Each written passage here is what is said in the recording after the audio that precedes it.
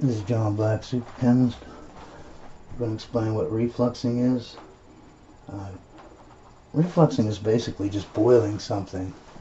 Uh, if you have some things mixed together that you want to react, um, most times heat makes things react faster. You know what I mean? And so if you have liquids, the hottest you can get it is its boiling temperature, right? So that's the temperature you want it to be at. If you have a reaction that's going to take longer than a second, you know what I mean? It's not instantaneous or whatever. You might have to reflux it. Um, so you're just basically boiling it, but so that you can make that reaction go faster. Sometimes you need it because you need that activation energy. You know what I mean? It just needs to be that hot for the reaction to go. Other times, most times, it's about just speed. You know what I mean? Instead of waiting a week, you're going to do it in an hour. You know what I mean? You're going to reflux it. That's basically all it is. You're just heating it up as high as you can. And refluxing it means boiling it to where you don't lose the vapors. And I'm going to show you with this apparatus. Okay, there's basically only three parts to a reflux apparatus. One being your heat source, which I have lighters here to represent that. The pot.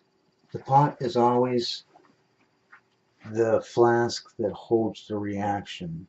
That's always called the pot. So here we have a 500 milliliter round bottle flask.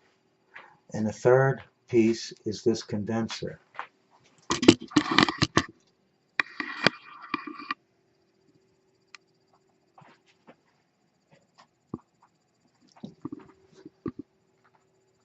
Basically, it's just a tube within a tube. The inner tube is where the gases come up, and the outer tube is where the water. See how I have the adapter thing here? And one's up here. Always put your water pumping up.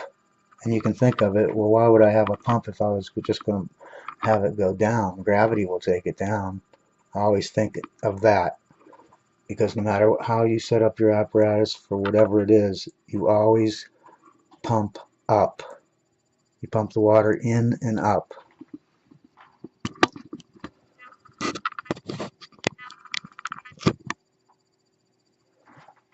Now for reflux, you can use this type, I think it's called a Liebig condenser. But they do have a better one, and it's actually made for refluxing where it has the coil inside.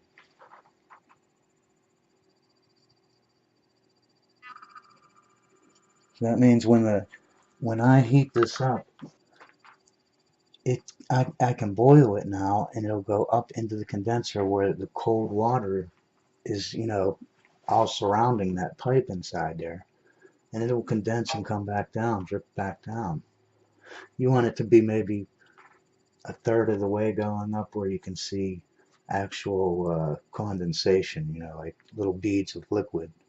If it starts going more than that, then you're refluxing too much. You're putting too much heat into it. One thing I learned about this is if you have your heat source here and you're using ice or whatever to cool this condenser down, you will go through so much ice it'll be unreal because your heat is just coming straight up, straight directly onto what you're trying to cool. So what I normally do is I put an adapter on here. And you can always, if you don't have an adapter, you can always just tilt this a little bit. You know what I mean? Tilt it so that watch.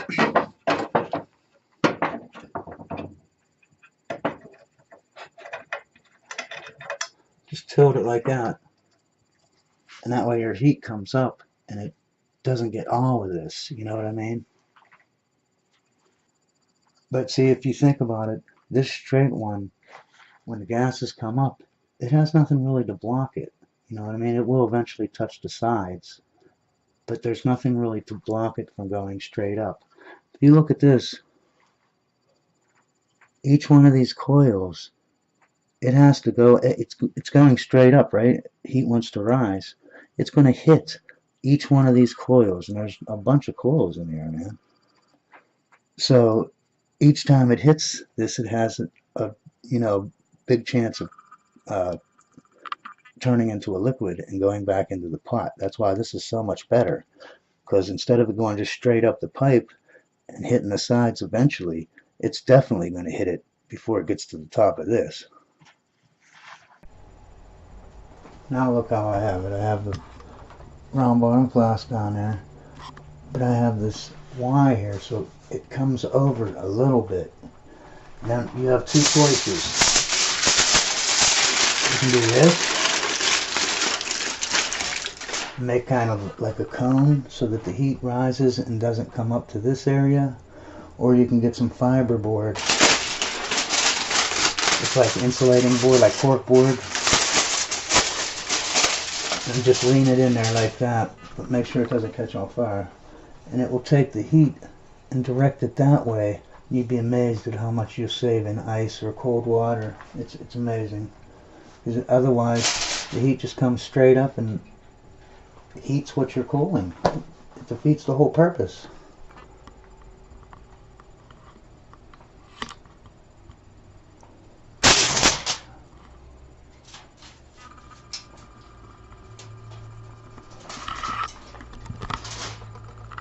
So anyways, now you can boil this all day and reflux it, because that's all refluxing is just boiling it. But boiling it where you make sure that you don't lose anything, all the vapors don't escape, you know what I mean? They get refluxed back into the boiling flask. So you can boil this all day and not lose any of your vapors. Okay, I wanted to mention a couple things. This coil type condenser, the fumes go up inside this little tiny pipe. You know what I mean? A little tiny pipe inside that's curled. So when it comes up, I just didn't want you to think that it was on the outside and trying to hit the coils. It's inside the coil. So it's definitely, if it rises, it has no choice. You can see right here, it'll come in, it has to hit the tops the entire way going up, meaning the top of the coil. The other thing is these coils need to be in a vertical position at all times when you're using it, meaning an up and down like I have it right now. You cannot have it at an angle, at any angle whatsoever. You need it straight up and down. And the reason why is, like, if you use it for distillation and you have it like this at an angle instead of straight up and down, what will happen is you'll get condensation in there. I don't know if you can see any.